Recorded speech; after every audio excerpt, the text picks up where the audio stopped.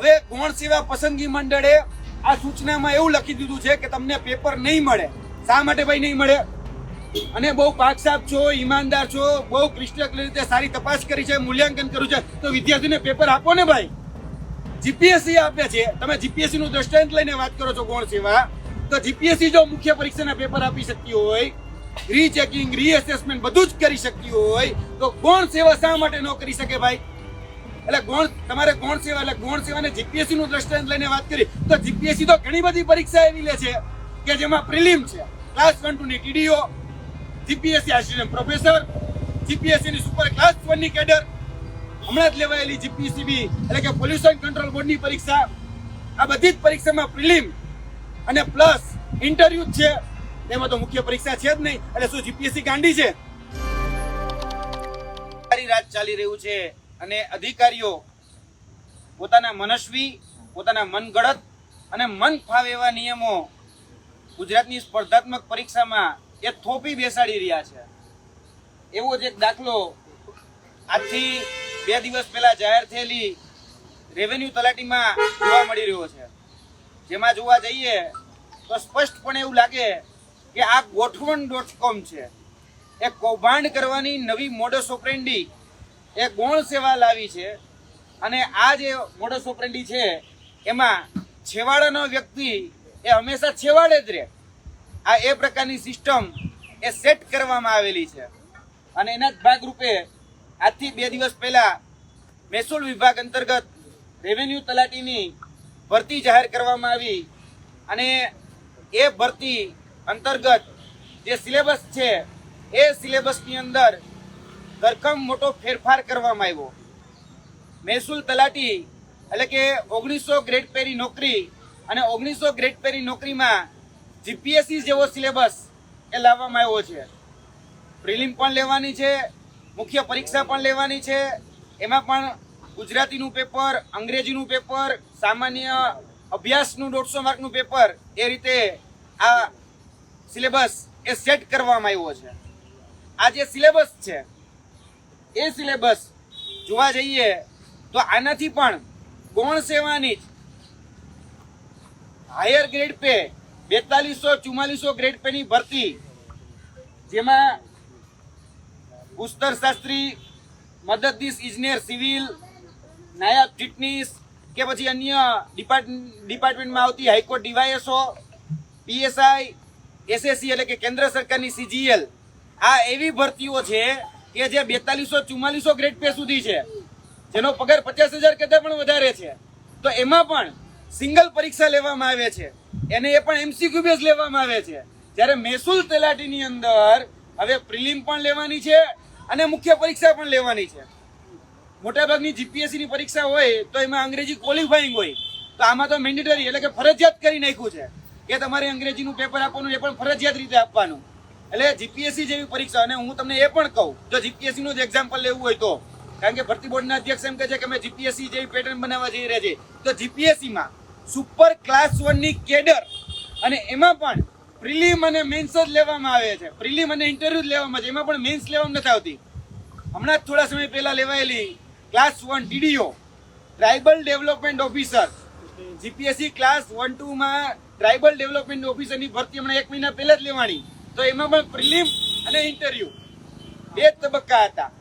તેની સાથે સાથે જીપીએસસીમાં જે અન્ય ભરતીઓ હમણાં લેવાની, ક્લાસ 1 સુપર ક્લાસ 1 ની વાત કરું છું, આઈસીટી ડિપાર્ટમેન્ટની વાત કરું છું, તો આઈસીટી ડિપાર્ટમેન્ટની ક્લાસ 1 ની ભરતીમાં પ્રિલિમ અને ઇન્ટરવ્યુ 2 તબક્કા.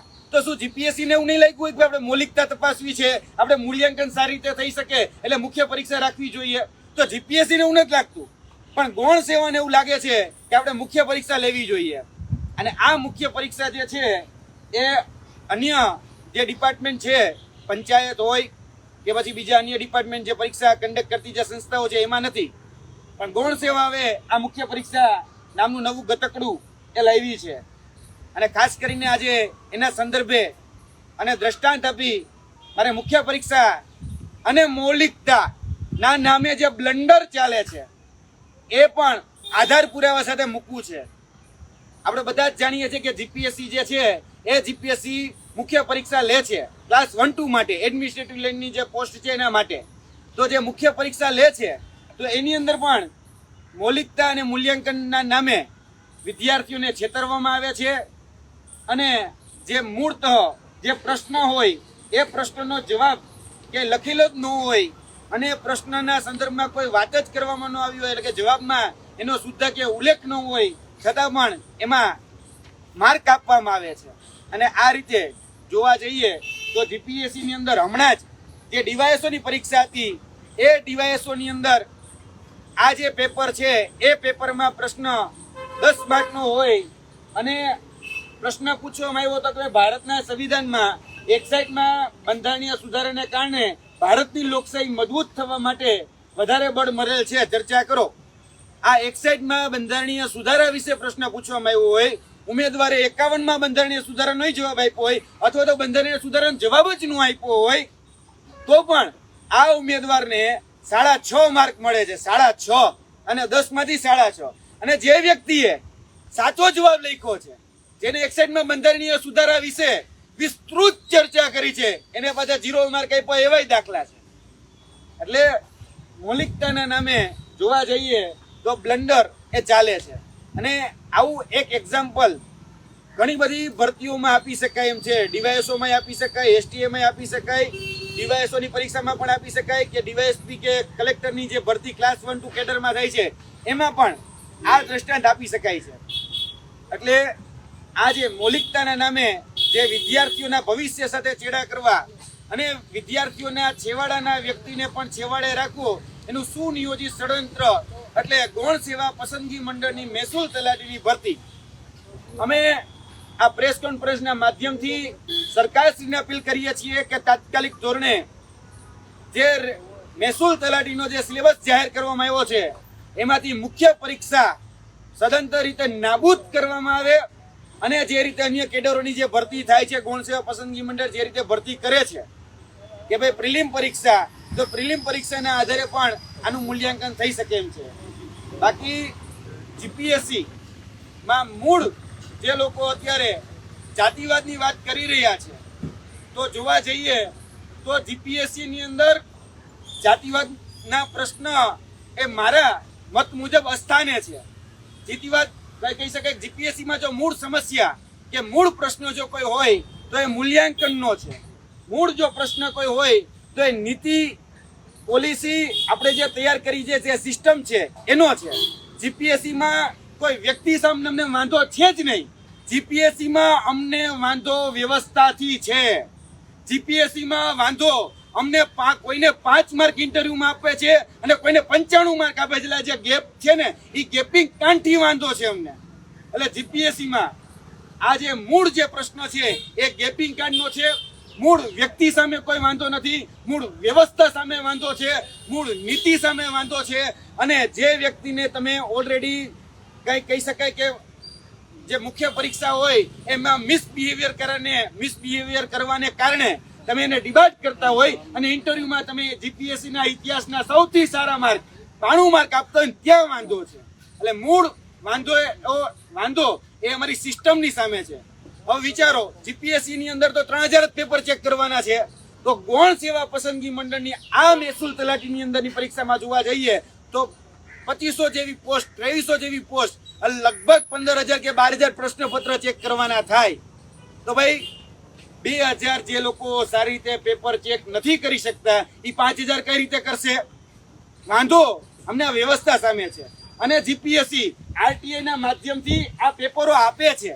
હવે ગૌણ સેવા પસંદગી મંડળે આ સૂચનામાં એવું લખી દીધું છે કે તમને પેપર નહીં મળે. શા માટે ભાઈ નહીં મળે?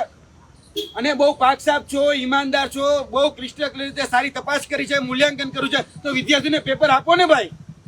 જીપીએસસી આપે છે, તમે જીપીએસસી નું દ્રષ્ટાંત લઈને વાત કરો છો ગૌણ સેવા, તો જીપીએસસી જો મુખ્ય પરીક્ષાના પેપર આપી શકતી હોય, રીચેકિંગ, રીએસેસમેન્ટ બધું જ કરી શકતી હોય, તો ગૌણ સેવા શા માટે ન કરી શકે ભાઈ?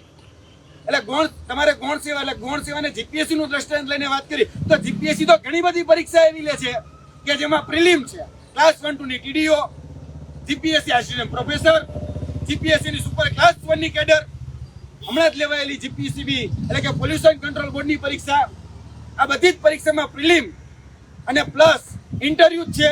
તેમાં તો મુખ્ય પરીક્ષા છે જ નહીં. એટલે શું જીપીએસસી ગાંડી છે? જીપીએસસી જે પરીક્ષા લે છે, કાં તો જીપીએસસી મુખ્ય પરીક્ષા લેવી જોઈએ. જો તમને એવું લાગતું હોય તો કરંટ પ્રેશર કેમ ભાઈ નથી કરતા? અને તમે ઉદાહરણ આપવા વખતે એમ કહો છો કે ભાઈ જીપીએસસી જો વિદ્યાર્થીનું મૂલ્યાંકન થઈ શકે, તો ભાઈ જીપીએસસી જેવું મૂલ્યાંકન કરવું હોય તો જીપીએસસીમાં ઘણા બધા વાંધા છે. આ રહ્યા અમે 10 પ્રશ્નો આપવા માટે તૈયાર છીએ કે જેમાં જીપીએસસીએ ભૂલ કરી છે. પ્રશ્નોનો જવાબ એ જોવા જઈએ તો પ્રશ્નના સંદર્ભમાં હોય જ નહીં, છતાં પણ એને 10 માંથી 6, 10 માંથી 7 માર્ક આપ્યા હોય, અને જેને સાચો જવાબ લખ્યો હોય એને 0 માર્ક આપ્યો હોય. આવા પણ દ્રષ્ટાંત છે.